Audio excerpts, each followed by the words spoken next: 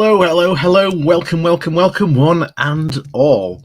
Here we are today on a very special, Sunday live stream because, Corbyn's done, I think, done something really, really dumb.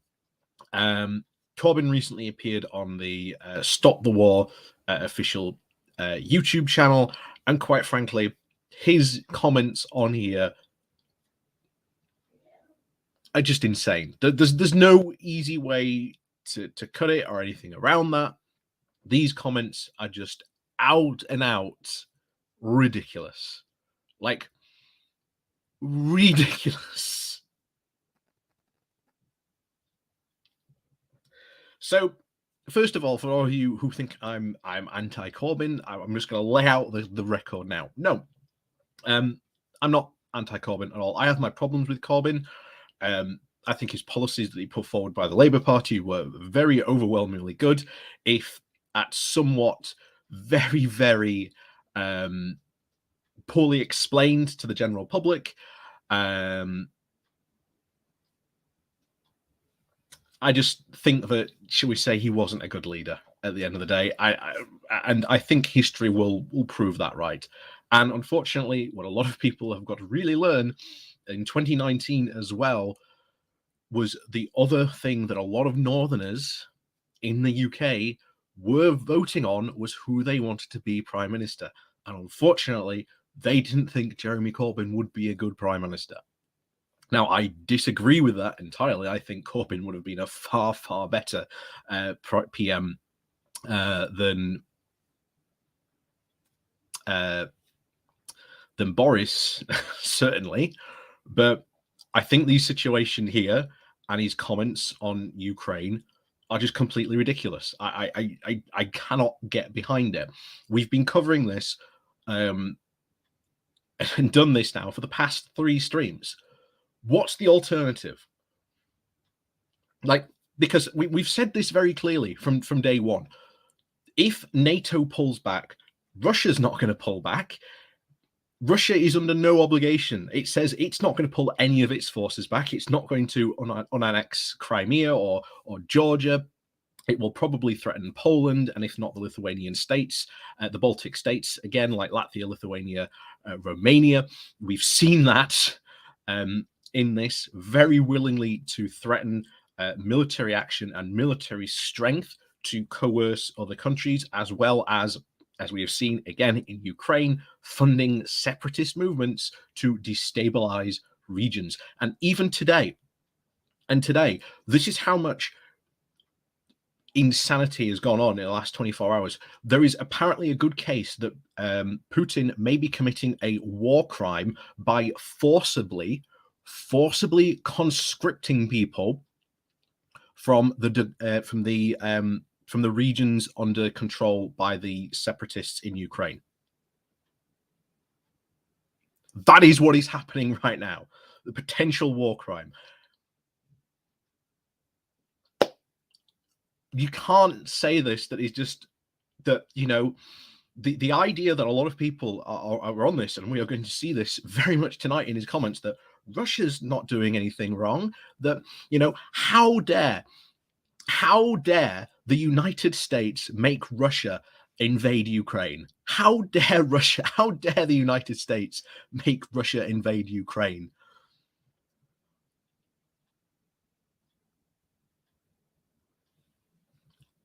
This is absolutely crazy. It is absolutely well and truly insane. And remember, why did someone's Collins here says, and how is, quote, Russia surrounded? Again, we're probably going to be seeing that a lot from the chat this evening. This is super insane comments of NATO's an aggressive force. NATO's an aggressive force. It's an aggressive alliance, not a defensive alliance, even though it is laid out in its charter how that basically is put out. Now, some of the comments that Corbyn is going to do and say in this video, I am going to agree with. I'm going to lay this down. Some of the comments that he has said tonight, I am going to agree with, especially when he's commenting about, you know, Iraq and Afghanistan. He is right about those two situations. However, it has to be made crystal clear the Ukraine situation is not Iraq. It is not Afghanistan. It is an entirely separate beast. And a lot of people on the left who are just basically really anti-American are probably the ones on this. And they are. They are really the ones following on this. FSM, this is lunacy. See, I'm sorry, FSM, but if I'm losing you on this, again, I'm going to beat it into all of you that Russia is the bad guy here. Russia is doing the wrong ones here. But, here we go. Anyway, here we go. Let's go on with this. Let's get into this. So this is the no war in Ukraine, stop NATO expansion. Again, I've said to a lot of people, why does NATO have to pull back but Russia not? Because if you think Russia is not going to pull back and not going to continue to engage in using essentially military strength to strong arm Eastern European countries,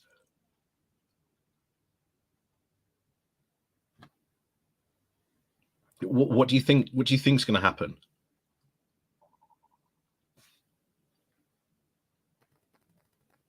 So anyway, let's get into these comments. Muted now, Chris. Chris, could I start by just sending a message from John McDonnell, or have you got it and can read it later? If you send it to, it's up to you, whichever. I mean, I've sent it to you. I've sent it to your phone. So okay, I'll read it. Got it.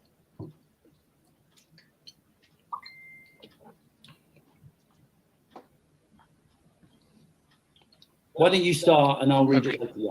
Okay, thank you very much. First of all, Chris, thank you very much for inviting me, and thank you to all the other people that have spoken and spoken so well and in such an informed way. I wish that all debates about Ukraine in our national media were so. Just to context here, the people that they had on earlier were talking about, the way to peace is through the Minsk agreement. We've talked about the Minsk agreement before on this channel. The Minsk agreement is an incredibly one-sided deal between Ukraine and Russia that overwhelmingly favors Russia. And bear in mind, who broke the Minsk agreement? It wasn't Ukraine, it was Russia. They broke the very own peace agreement, which they said they would follow. Not only that, the peace agreement then basically practically signs over these two rebel-held areas that have again been heavily funded by Russia to Russian separatists, and basically hands over these areas to those militia. What do you think is going to happen to those areas? Because I'll tell you what will happen. You'll get another bizarre referendum where about 95.9.5% says we want to be Russian again.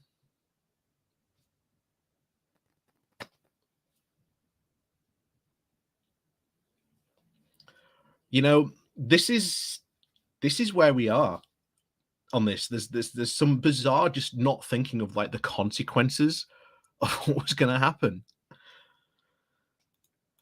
Well informed, because there is a distinct lack of balance in any discussion about this in our media. There's an assumption. There is actually a very balanced discussion. The balanced discussion is, why are all these troops along the border of Ukraine, especially now that they have missed the deadline, by the way, for pulling back from the war games operation? Again, if you believe that Russian propaganda piece, you know, why haven't they pulled back, even though they've passed the time of these war games that they were playing? But now they're still all in position to invade Ukraine.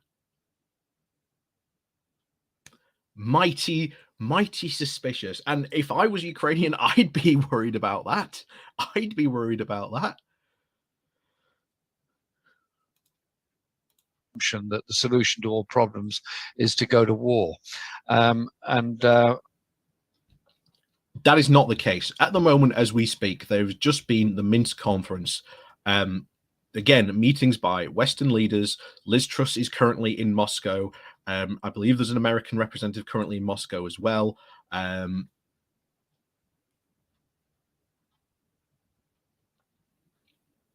It's all there. They're all doing that as we speak. But yeah, that's it.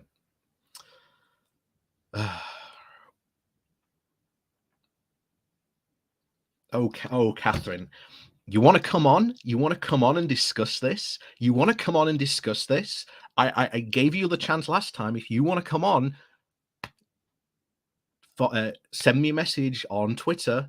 I will give you a link. You can come on. We can talk about this. I'll prove you wrong, like I just did Ben, the conspiracy theorist. Because that's where you are. You're as bad as a conspiracy theorist. You are. I think you're more anti-American than anything else. I get that feeling from you.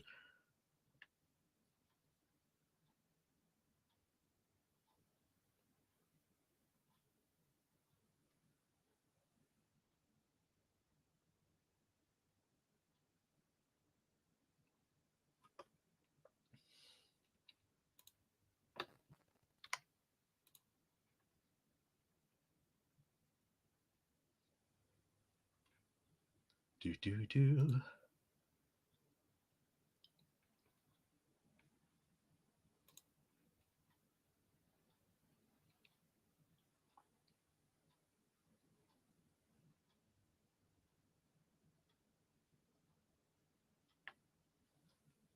I'll take that as a no then. I'll take that as a no.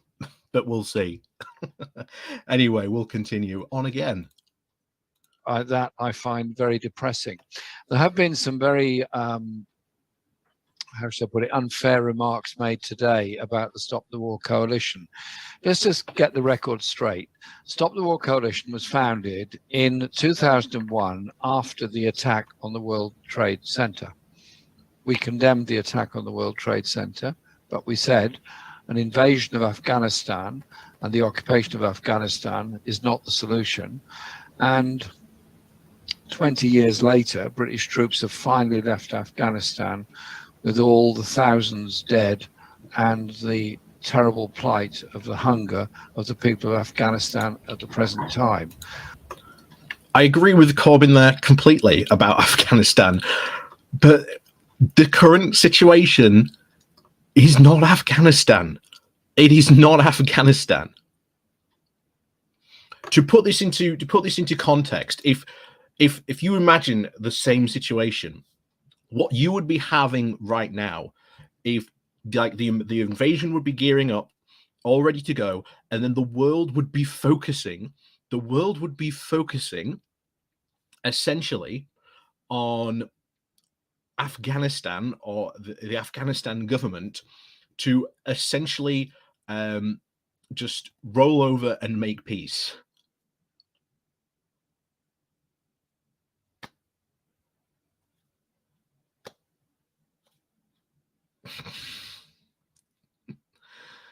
There we go. Like I say, this situation is not Afghanistan.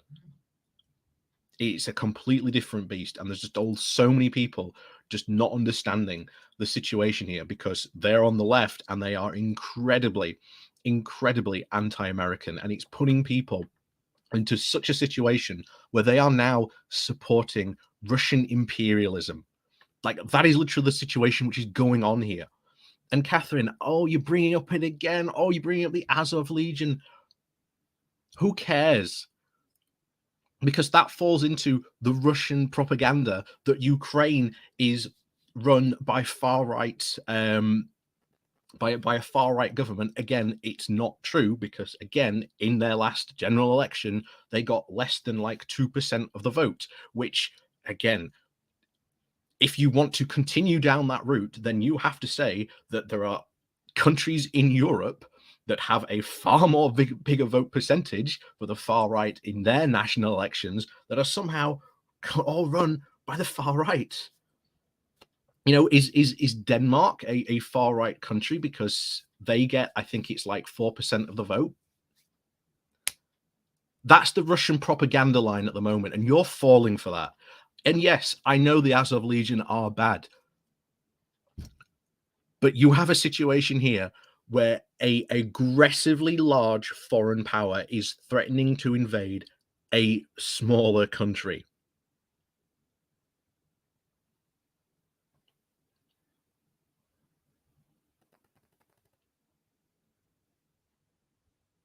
That is the situation here.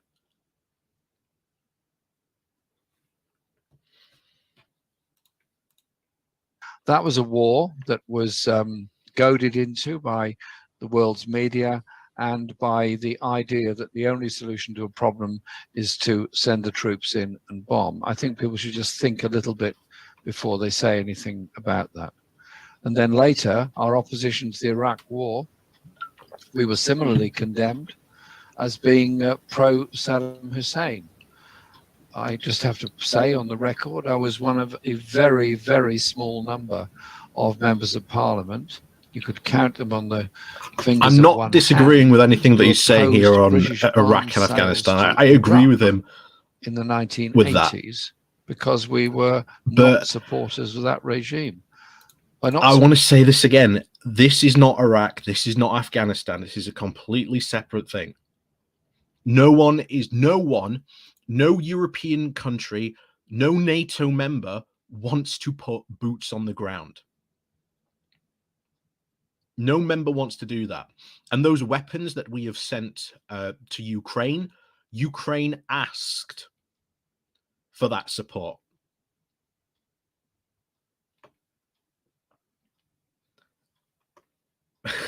Again.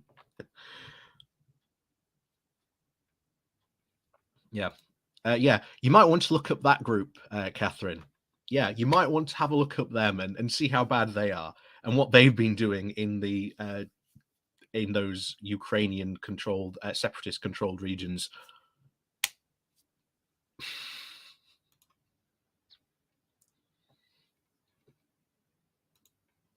Supporting a regime, it doesn't mean you want to go to war with them. It means you want to bring about peace for the people of that area and those people. And so this event this evening is to ask people to think a bit more carefully about the situation facing us at the present time. And the situation at the present time is that Russia has surrounded Ukraine with one of the biggest military buildups since the Second War. Ukraine doesn't want to be invaded, full stop.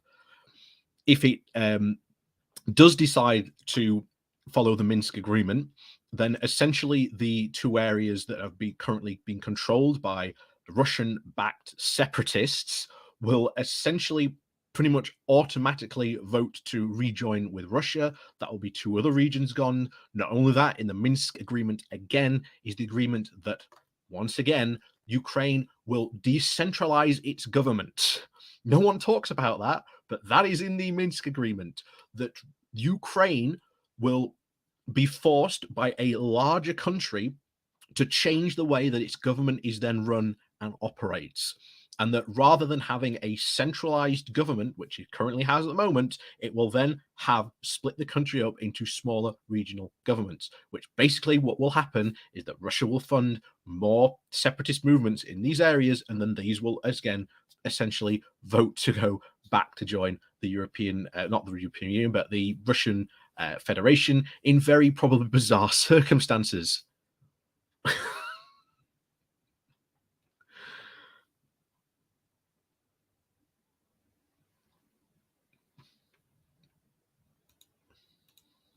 Obviously facing the people of Ukraine and the people of Russia. We have an atmosphere of daily film of tanks and troops on one side of the border in Russia and demonstrating that there's a huge Russian military presence there on the border. We then have other film. Why are they there, though? This is what I see a lot of leftists refusing to even acknowledge or agree on. He just said, oh yeah, there's all these, you know, Russian troops at the border. Jezza. Why are these Russian troops at the border? Why are these Russian troops at the border? It doesn't make any sense. Oh. What are they there for? They're there to threaten. They're there to threaten Ukraine into giving up territory and to essentially get the stuff that they want from that. That's what they want. And like I say, there's the excuse that Russia's used is, oh, we're just having war games. We're just having war games. That's all. They'll be gone.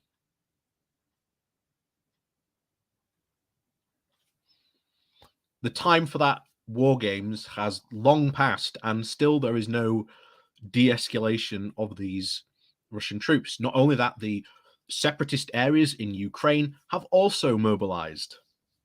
We are also seeing them force conscription, which is again a war crime, on some of these people who are being evacuated from these regions.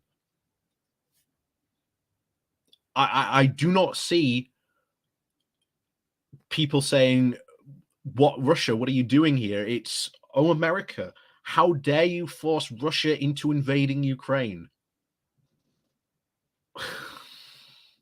This is how bizarre it has gotten, that there are people on the left backing, that there are now backing Russian imperialism. Of described as lethal weapons being shipped into the Ukraine, and I don't lethal weapons. Aren't weapons meant to be lethal anyway? Huge demonstrations of military hardware in Ukraine, all building up on both sides.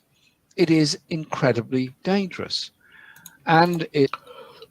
Let's also talk about that. Build-up of military hardware, because if you look at the forced disposition of like Ukraine and Russia has an overwhelming military and material advantage compared to Ukraine. I think Ukraine has something about like, I think it's like 63 working tanks. Russia has like 600 and something, plus maybe more, obviously armored personnel vehicles, helicopters, aircraft. You know, the list goes on. Why are they bringing all this to bear against Ukraine? Why are they doing this? People on the left just seem to refuse to bring up that as an argument, or even a thing. It's so crazy.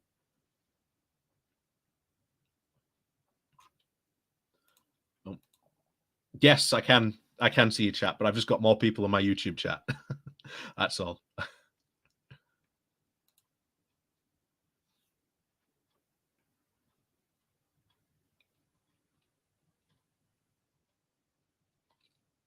I mean, and what happens here? Like, if we abandon Ukraine here and just get Ukraine even knows that if it goes to war against Russia, it will get ruffle stomped. It does not want to get invaded. It does not want to do that.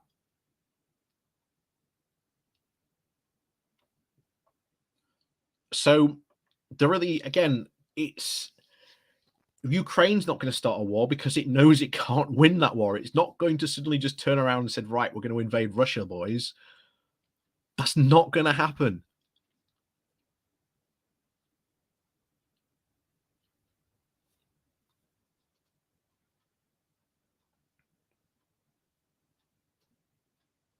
So this is going to go. I really think this is going to break out. I think sooner or later. I can't see this being de-escalated. I really can't. And it's a shame that it's going to happen.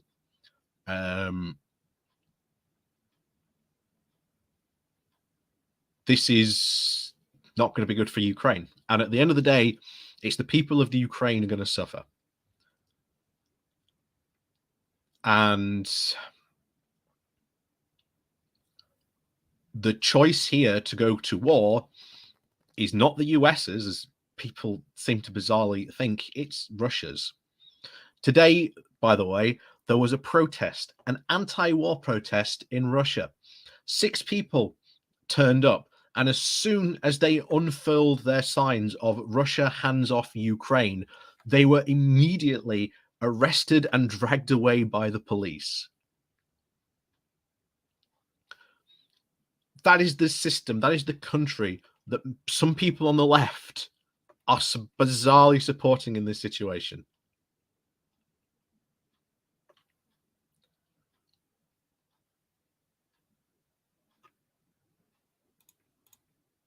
It's the US with British support that is leading the way on this.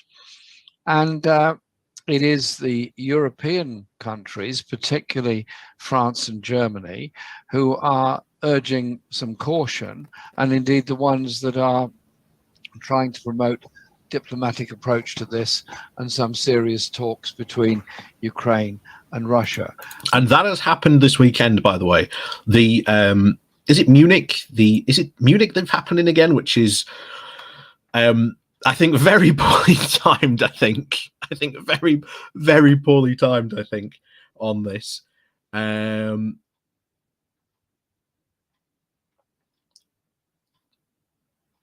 yeah, that is ultimately the situation here. But yeah, they have done that. There has been peace talks here on this, but Russia's main adamant aim here is, of course, it doesn't want Ukraine to join NATO. Now, here's the thing: that is a foreign power dictating what a democratically elected government can or can't do. So if they want to join NATO, they have every right to do so. Now, of course, NATO, if it wants to, can turn down Ukraine's application. It can do that. NATO can do that. But if Ukraine wants to join NATO, it has every right to be able to do so. And bear in mind, this is the other question that a lot of leftists do not seem to want to engage with. Why does Ukraine want to join NATO? And I'll tell you why. It's the exact same reasons that a lot of the other Eastern European countries joined, because they were afraid of Russian aggression. And if you want a perfect example of like Russian foreign policy at work, Russia using its aggressive stance and its basically military muscle, then you've got to look no further, and again, in the past 24 hours, where Putin has been openly doing drills with their like nuclear deployment arsenal. Sends a pretty clear threat. Sends a pretty clear threat.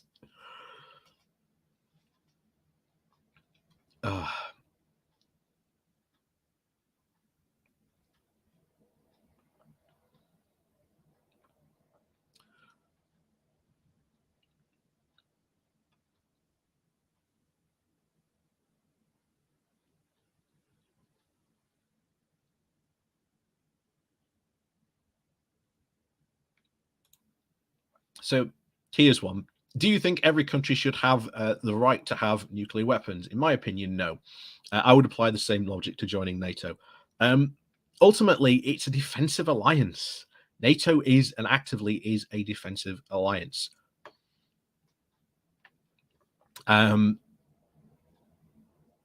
Should every country have nuclear weapons? I'd say no as well. I think, to be honest, the pure destructive power of these isn't very good. And to be honest, I think there's a John Oliver segment he did about America's like nuclear arsenal, and it is in a terrible, sorry state. The fact that when you watch that and when you see the like the state they are in, it's surprising that there hasn't like one accidentally gone off. There was also, I think, there's also an incident where I think they actually left nuclear weapons out on the tarmac, like out on like an airplane thing, and no one noticed for like 3 days that these nuclear weapons were like out in the open. Yeah, yeah. Put it this way: no to nuclear weapons. I would like nuclear disarmament. Of course, there is obviously the difference between would like and, of course, the practical reality of it, of course. Again, two big differences between that. But anyway, let's get back to more on Corbyn on this. And whilst Liz Truss is today in Moscow, and I have to say, I think it's a good thing she's gone to Moscow. I hope she's gone there with the intention of trying to bring about a diplomatic solution to all this. But I don't know. I think the proposals put forward by Macron and others are more likely to bring about some solution to all this. And then there is the question of the previous agreements that have been made. Both broken by Russia. I want to point that out. Both those agreements, the Minsk agreements in particular, were broken by Russia. 1991, at the end of the Soviet Union, there was a declaration of independence of the Ukraine, which was overwhelmingly carried through the Ukrainian then communist authorities to be independent, and Ukraine was recognized by Russia as it was by many, many other countries. And later there was, after the issues about Crimea and the eastern parts of Ukraine, the Minsk agreement was reached. The Minsk agreement was a basis, as Richard was pointing out earlier, which could have prevented a further military conflict coming along. Okay, Minsk agreement, because I've seen someone in chat just ask about the Minsk agreements. Minsk 2, ultimately this is the main one which concerns the area of eastern Ukraine. Basically what happens is that these two areas, currently not fully controlled by these separatist forces, again, those forces heavily backed by Russia, both with funds and armaments. Again, I don't see a lot of leftists like even acknowledging that that's a thing, but again, kind of strange. These essentially, under that agreement, would hand over fully those two areas to those Russian-backed militias.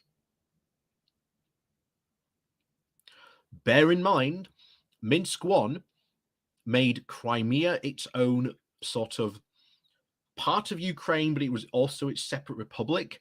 And of course, that's where we got the very, very infamous referendum of, again, a month before, about 41% recorded that they would like to rejoin Russia.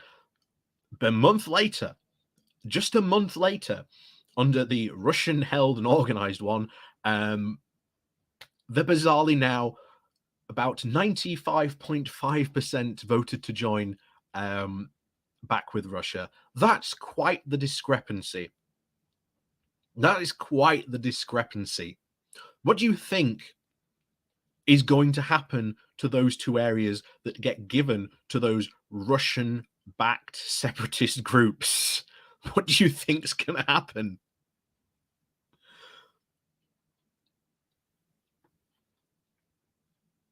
This is why I keep on telling people, and I've said it before, these agreements, not only was the first one broken by Russia with the annexation of Crimea, but Ukraine refuses to follow through on the Minsk 2, especially to hand those two areas fully over to the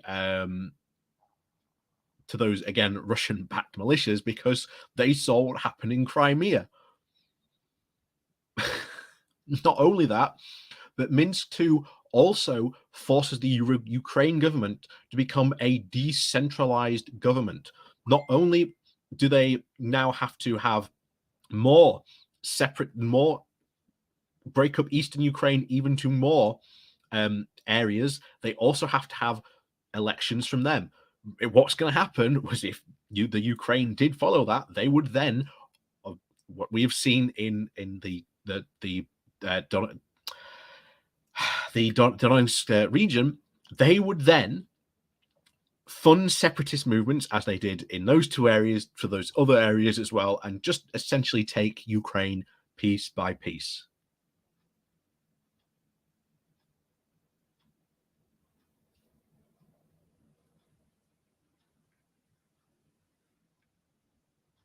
That's the Minsk agreement.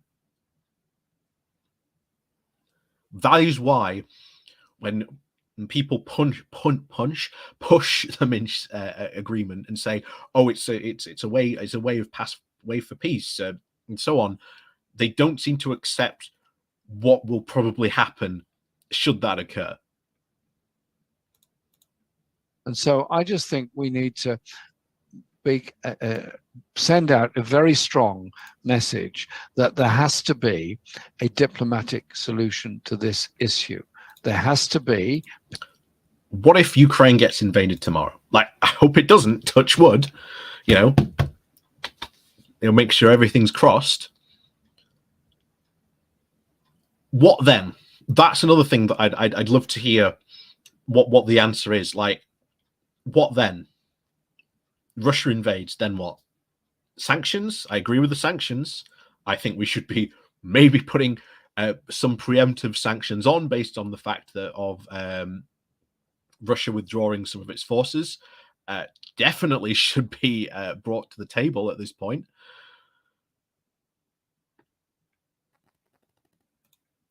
Peace, and there has to be an accommodation of the people's needs within Ukraine, as well as a non-aggression by anybody. So surely that has to be a good basis on which we go forward. Because I just ask you to think through where this leads to now. The people of Ukraine want to join NATO. As I've said before, if they want to join NATO, they can do that. Now, of course, again, it is up to NATO for accepting or rejecting that process. But if if Ukraine really wants to join NATO, you can't stop them from applying. I'm sure France and Germany, just as they did last time, will probably say no.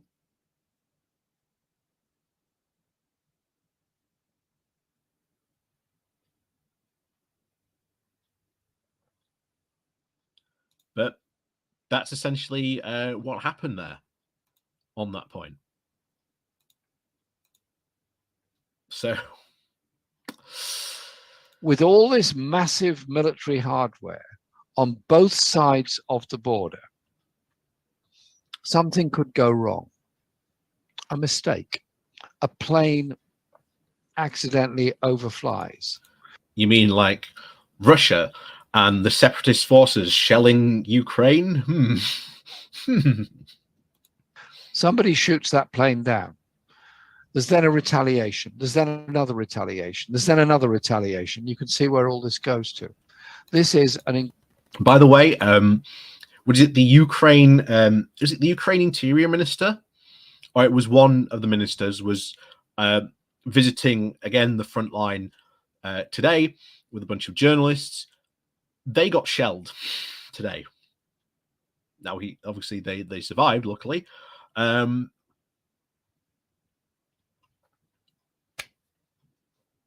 Russian aggression.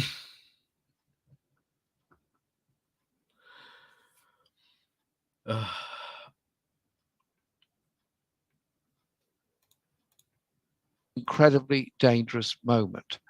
And so we don't need blanket approval for war from various countries around the world.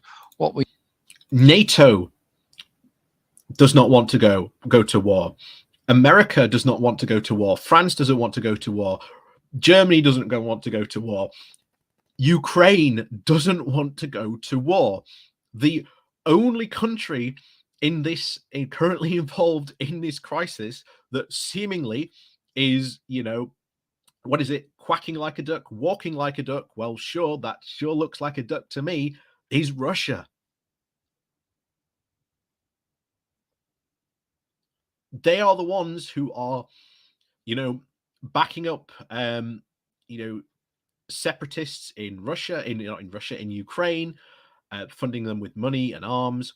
They have, lined the border, the UK and Russian border with troops. There are troops in Belarus as well. There's troops in Crimea. Why are all those troops there? And I will keep on asking that question until someone on the left gives me a decent answer to that, because they don't seem to be able to.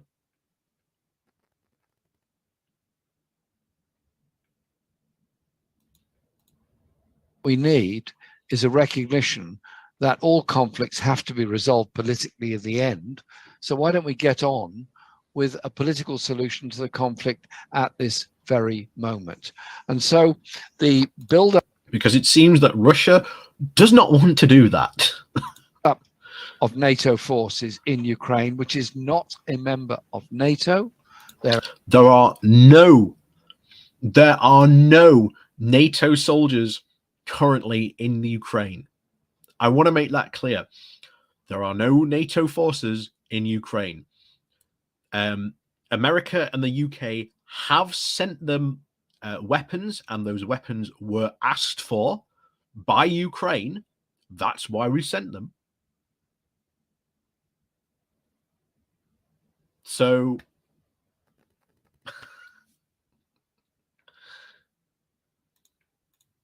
there are people in Ukraine that would like to join NATO. There are people in Ukraine that would not like to join NATO. That's a decision that will be made at some point in the future. Personally, I think the build-up of a military presence on the borders of NATO to Russia is something that will only encourage the development and increasing of troops' presence on the other side of the border. And so what we're saying tonight is simply this. The British government, which Andrew Murray was quite correct to point out, is the issue that we have. We are the Stop the War coalition. We are here in Britain, and we have criticisms to make of the British government. Boris Johnson, who probably for his own political reasons, to get out of all the other problems he's got, headed off to the Ukraine and has made increasingly bellicose statements about the need for and preparedness for armed conflict in the Ukraine, and keeps on thinking he's in some kind of historic moment. He does tend to model himself on Winston Churchill rather too often. Again, I don't disagree with his comments there about Boris. Like I said at the beginning, I probably do agree with a lot of, like I say, what Corbyn's criticisms of our current government. The areas where, again, I disagree with him are, of course, this current crisis. If we abandon Ukraine, that sends a very, very poor precedent for even other Eastern European countries that also have faced the threat of Russian aggression in the past, but nothing too much overly has happened because they have been part of NATO. Even Finland and Sweden, who have trigger agreements, have faced that in the past.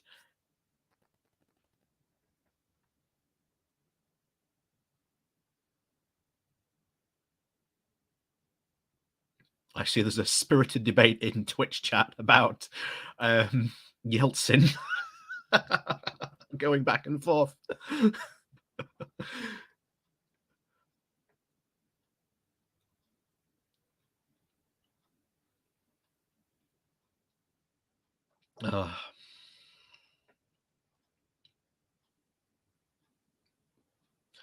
Yeah, that is sort of, oh, hang on. That is sort of true. If you do let Russia essentially get its way with Ukraine, who's likely to be next to face this Russian aggression? You've got to remember at the moment with Belarus, through signing some very interesting treaties, is almost ready to become part of Russia again. Belarus in a couple of years may no longer exist as a country. It will be Russia because the current president has been signing some pretty interesting agreements recently, which appear to be leading in that direction. That's an even now longer land border now with Poland, and also even more distressing, of course, is what's called the I'm trying to remember what it's called now, the Silesia Gap, which is again where Russian-controlled Kaliningrad is, and where Belarus is. There's a little bit there with Poland where you can get up into the Baltic states. That area, if it's closed off, basically cuts the land route off for Latvia, Lithuania, and Estonia. That is a very, very worrying political, well, not a very, shall we say, warlike move, and what may happen to those three countries, or what they may face in the future if we, well, decide to abandon Ukraine here.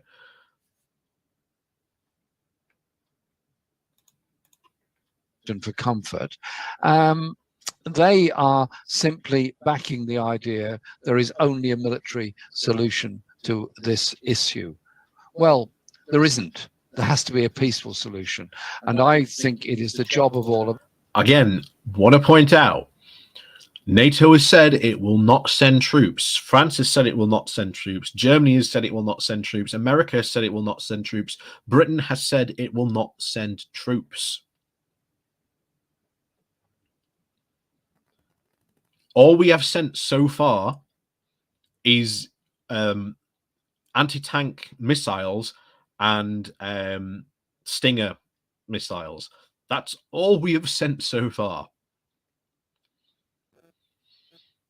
And the reason we have sent that is because Ukraine, the Ukrainian government, has asked for that aid.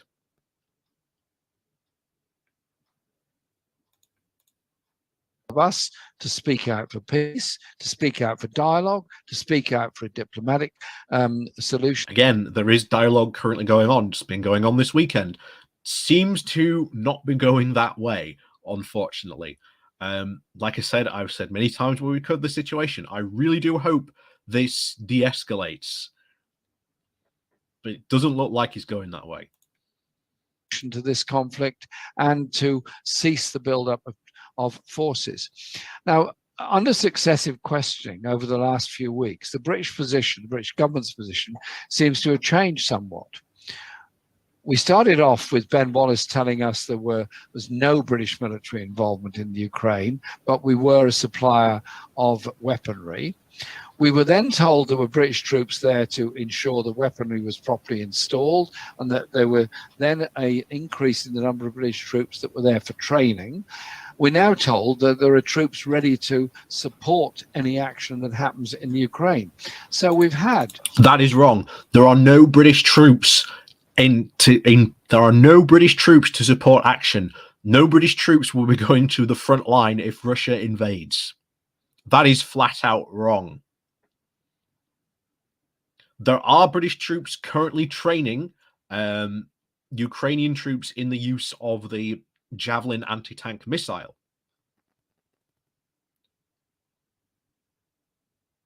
But there are no combat personnel. There are no combat personnel. That is wrong.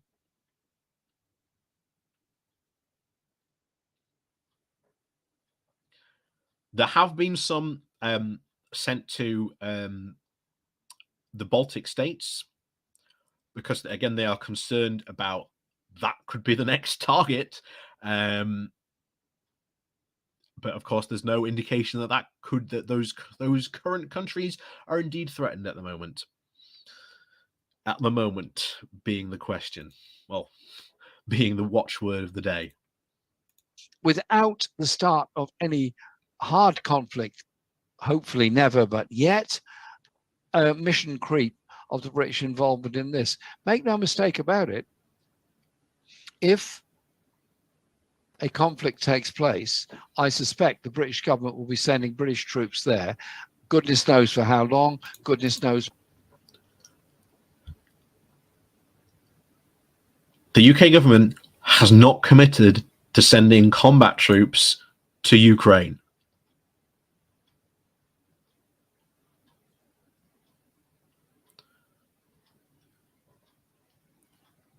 They have not done that. There are troops sent to train in the use of the Javelin missile to the Ukrainian military.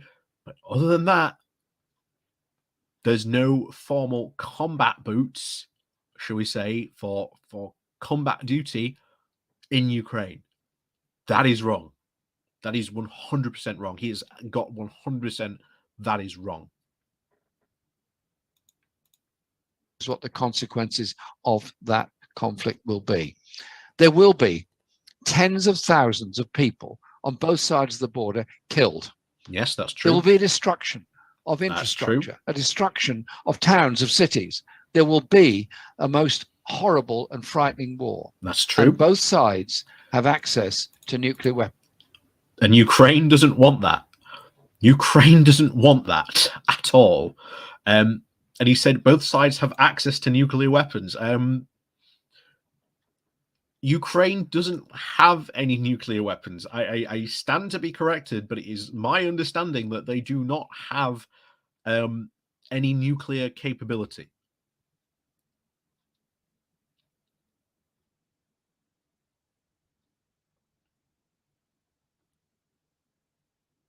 Am I wrong on that? Because I'm pretty sure Ukraine doesn't have any nuclear capabilities. What Corbyn is doing here is he's trying to set up the slippery slope of, if somehow, again, this is the logic that Corbyn is putting forward, that somehow the US is forcing Russia to invade Ukraine, and that even though both the NATO and the US and other NATO allied countries have said we are not going to put NATO troops in there,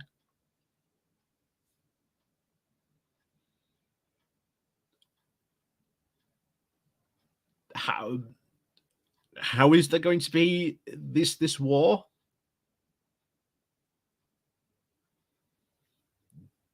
Doesn't seem to make any sense there. It doesn't seem to make any sense at all. Ukraine does not itself possess nuclear weapons, and indeed, to its credit, renounced the holding of nuclear weapons on independence. But obviously, NATO has access to nuclear weapons, as does Russia. And so NATO has said it does not want war. This is why there has been, again, a lot of diplomatic action challenged through this week, this weekend. They've said they do not want war. NATO countries have said they will not put troops into Ukraine, and that they will only help Ukraine with material, which, again, only so far the US and UK have said that they will help out with.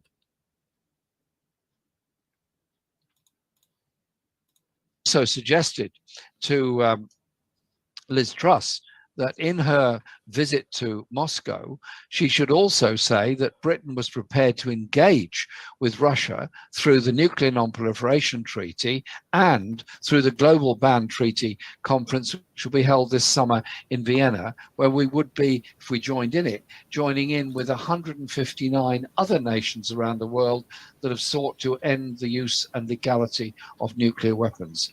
Britain, unfortunately, is not one of those. So can't we turn this issue round? Instead of the tension leading to the danger of a war, turn this round and say this is a moment for peace. It's a moment for diplomacy.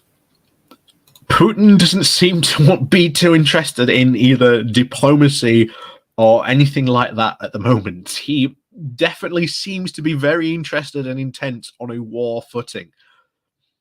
As I keep on saying, and something that you will notice whenever we've covered Ukraine keeps on coming up, question does people who are really, really like bizarrely pro-Russian, even though they'll claim they're not, why are all these troops along the border?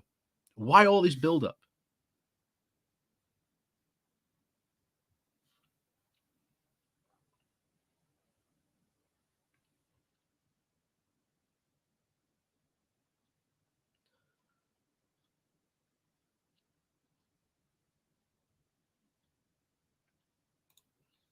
So yeah, Marco Mouse, dude, I live in, was born there in Eastern Europe. I see what people think. Most people are pro-US, the Hungarians, Slovaks, Bulgarians being probably the notable exceptions. That's true. You need to convince Putin of this. That's very true. That's very, very true. That's the problem. It is definitely that Putin wants war. You have to convince Putin that going to war is a bad idea. This is why the strategy so far from the US has been using their intelligence networks to basically go, yo, Putin, we know what you're doing. We know when you're coming. So don't do it or else. And the package of sanctions that, again, will be rolled out will be very, very economically crippling to Russia should those sanctions go ahead. Now, the one thing I wish we were doing here in the UK is I wish that, shall we say, calls were being made currently to go after the dark Russian money that is in our politics, because there is a lot of money flushing in and around not only our politics, but also in the city of London as well. Those assets should be seized, shall we say, and gotten rid of and brought into the light of day. But of course, that's not going to happen, especially when the Tory party, especially from those political donations that we talked about, overwhelmingly, they do get those. So as much as I would like to see that happen, especially under this government, I don't think it's going to happen.